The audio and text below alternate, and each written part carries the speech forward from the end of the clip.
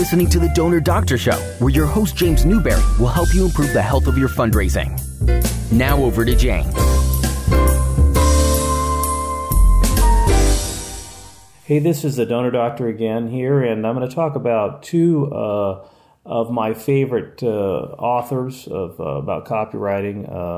The last episode, I'm here with my son, Jonathan. I talked about Mount Rushmore and who would go on my Mount Rushmore as kind of who would guide me when I had a question. Who do I look to for advice? And these two didn't make on there, but perhaps they should be because they're both quite good. Denny Hatch is the first guy I'm going to talk about. He is the author of $1 Million Mailings. It's a pretty big book here. I don't know, over 500 pages. And it is a big book. And he wrote. He's the founder of Who's Mailing What. So he's if you really want to know what's mailing, what's working, he's a good source. Now, in my episode where I interviewed Richard Armstrong, who's probably the most famous person I've interviewed on the podcast, really a great copywriter, not just in the fundraising, but also in the commercial world, magazines, all that kind of stuff. We talked about outer envelopes, carriers, and the two approaches. One approach is to make it look personal. The other is to not do that, maybe make it intriguing. I'd like to read what he said. Florida freelancer Gary Halbert maintains that all of us at home or the office have two piles of May, the A pile and the B pile. The A pile is the important stuff, letters from the kid in college, notes from the IRS, Social Security check, insurance premium notices. This is the mail we deal with first. Of course, bills would be in there too. Everything else goes in the B pile that can wait. According to Halbert, if mailers can get in the A pile, they will be read. To achieve that, Halbert insists you must never use a window envelope. Instead, the name and address should be personally typed or handwritten on the front of a plain, close-faced, non-window envelope. Always use a stamp as opposed to a printed indicia, or I presume a meter too. And never put promotional copy on the front of the envelope because that signals junk mail, something that can be dealt with later. In the opposite camp is the Dean of American Copywriters, West Coast freelancer Bill Jayme, who believes that it is wrong to trick a person into putting promotional mailing into the A pile. Yes, it will get read first, but just as soon as the person realizes it is a pitch for a product or service, or I guess a fundraising appeal for our services, he or she will become quickly disgusted at the trickery and not order, but never want to hear from the mailer again. Never disguise the fact that it is advertising mail, Jayme has said, and then with something less than its usual elegance, he added, your outer envelope is where your prospect decides whether to stop, look, and listen. It's the come on, the headline on the ad, the dust jacket on the book, the display at window outside the store, the hot pants on the hooker. According to Jayme, this holds true for the business arena as well. Any competent secretary can recognize bulk mail. The secret to overcoming the secretary barrier is to create an envelope that looks interesting. Who's right, Halbert or Jayme? Of more than 100 mailing packages analyzed for this book, mailings that have proved themselves successful over a period of years, not one fits the Halbert model. Who's right, Halbert or Jayme? The answer is found in the words of guru Dick Benson, who is on my Mount Rushmore, by the way. Words often quoted by Malcolm Decker. There are two rules and two rules only in direct marketing. Rule 1, test everything. Rule 2, see Rule 1. Now, in the fundraising market, I don't think that it's I think that there's a lot to be said for Halbert's approach. I do not agree with Denny Hatch. I mean, it may be true in commercial magazine offers, things like that. I'll give you an example that you know because you went to the 150th anniversary of the Battle of Gettysburg. And that was, of course, a client of mine, had a grand opening of a museum, Seminary Ridge, which was the first day of the battle. That opened in 2013. I guess that's 4 years ago now. In that, we had mail that was close-faced, that looked special, and but we told them it was 150th, but so you kind of knew in that sense, but we didn't have a lot of teaser copy on there. It was like a gold embossed with the 150th and the the cupola that's the Seminary Ridge is thought of. But, you know, it was an invitation, so it made sense. On that client, I also had a window envelope with a big magnet, you know, that announcing the date with having like the Civil War battle there. So I think both have approaches. I think in house mailings, I would tend to go with more the personal looking approach, or if something, you know, like an invitation, something like that. A lot of your museum mailings do better with the personal approach. I think this thing I've seen that's maybe the worst thing is like a number 10 lavender, you know, window envelope. If you're trying to look personal, why would you use a number 10 window? You know what I'm saying? So I think there's a lot to be said for the Gary Halbert approach. I don't think you want to con people, but I mean, there's places for both. I would say it depends. So I'm more neutral on that, but I think it's an interesting thing to think about, because your outer envelope's a huge part of the success of the mailing, just as in a headline in a newspaper ad or the subject line in an email. You don't want it to be a passing thought. You really want to have a strategy tied to it. Anyway, the book I wanted to talk to you more about is Drayton Bird.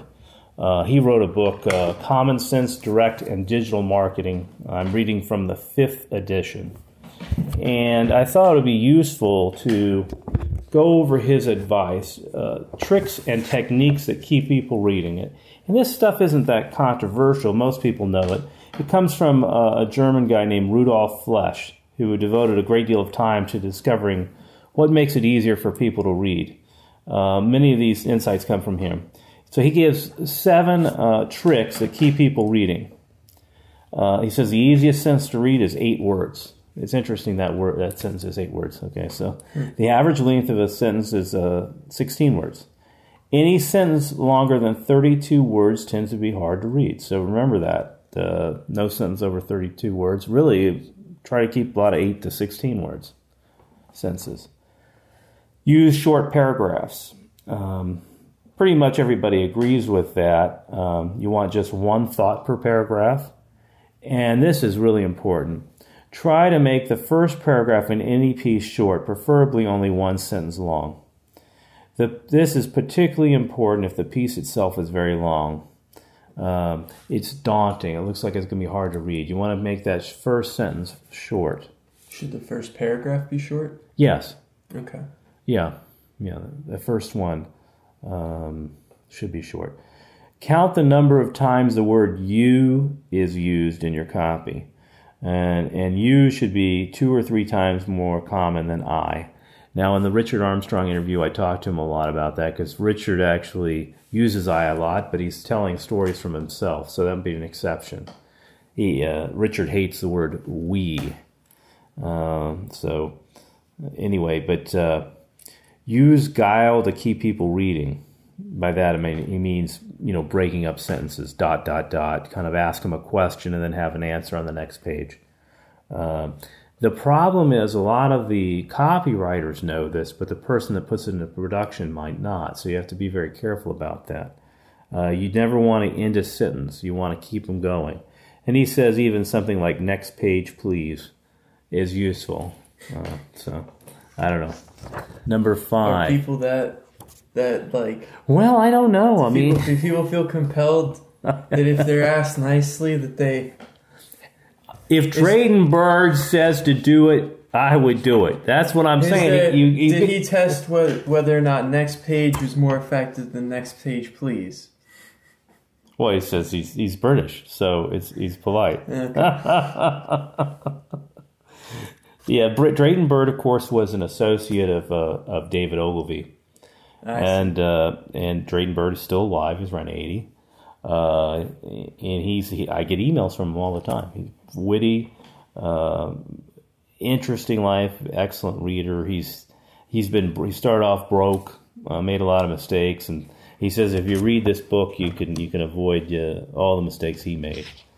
So it's not necessarily true. You have to apply this stuff, of course. Use carrier words and phrases that end and beginnings of sentence and paragraphs. Good trick would be like a paragraph where you have to kind of read on to find the answer. what's more. Also, that kind of thing. You want to see what other benefits you have. Like clickbait on Facebook where there's like a misleading title. I'm sure Drayton Bird wouldn't do that. You'll never believe what this person did. Yeah, something like that maybe. Yeah, perhaps so. Don't use pompous Latinizations. He wants short words. Don't say momentarily when you mean soon. When you use posh words, the kind you would not use in your ordinary conversation, you become false. You also become obscure. When writing, be yourself. And the number 7th advice he has is don't use 3 words when one will do. Use simple language. Now is much better than at this point in time.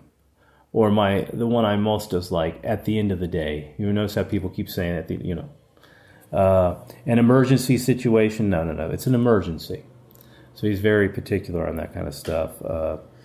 Just remember, nobody has time to meander through your copy. You want to get to the point. Even if you're long, you need to be long, you want to get to the point. He gives an example. Of a good ad. Have you $1 and have you piles? Do you know what piles are? No. Hemorrhoids. Oh. Okay. Send us your $1 and we'll cure your piles. Or keep your $1 and keep your piles. So you probably never had hemorrhoids. But if you'd had, it'd be worth $1 for you for sure. He gives that as an example of a simple and effective ad that's funny. He has a section here. It's a big book, but he has a few pages on charity advertising. And he says that it is unique. And something that he says that, of course, I've said is people give from their hearts, not their heads. Emotion is all important.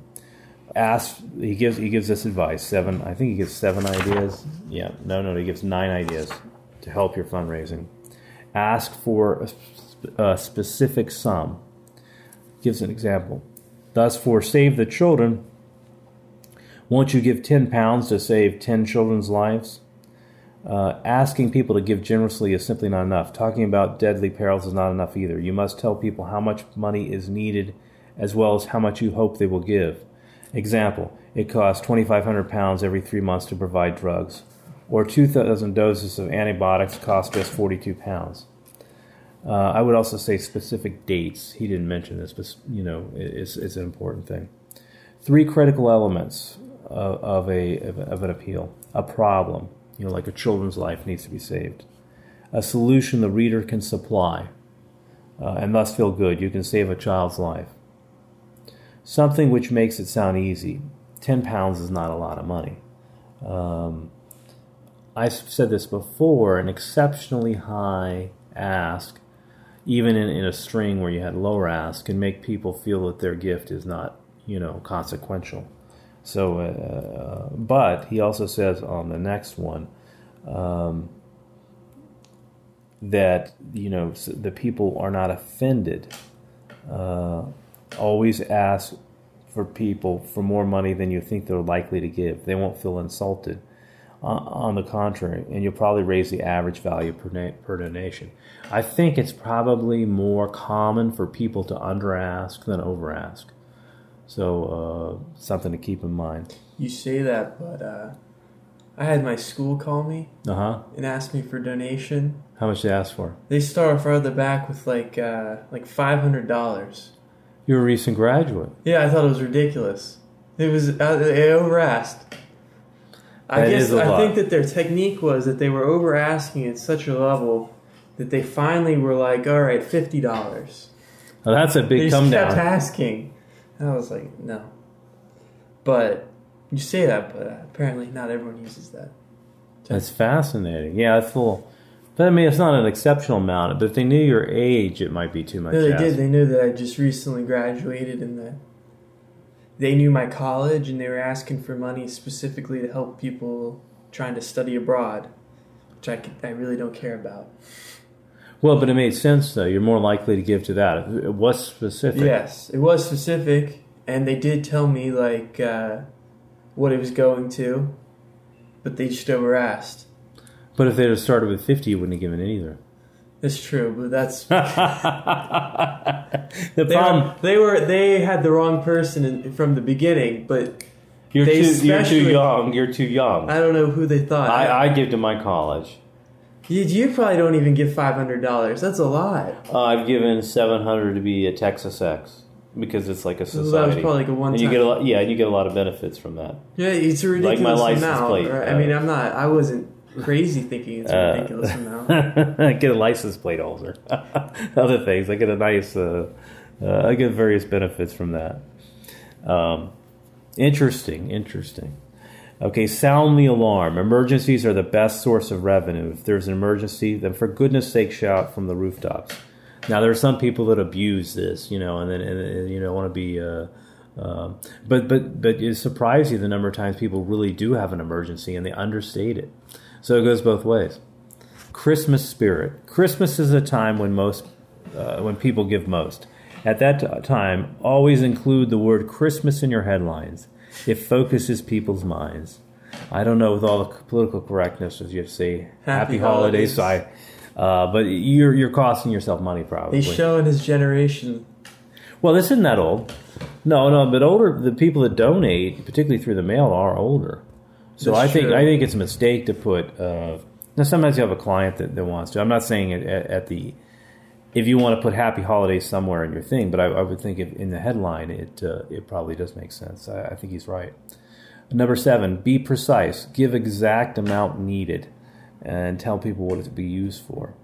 A lot of people just they're kind of vague on what the funds are needed for, how much is needed, and that hurts. It undercuts credibility. Suggest an amount. He, like Herschel Gordon Lewis, he believes in asking from highest to lowest on the reply form, as in the ask in the letter. Now next one's interesting. Be amateur seeming. People like charities to use their money wisely.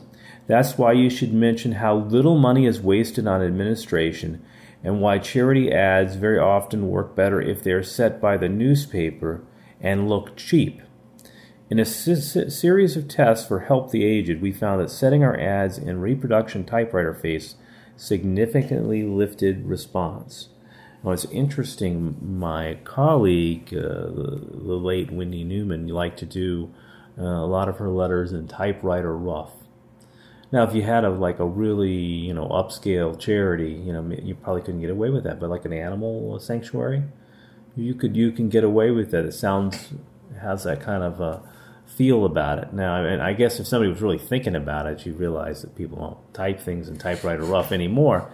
But I've seen that they've done very well, and I think there's something to be said for that. Well, anyway, Jonathan, I appreciate you coming here again and sharing your generosity. So you're going to be...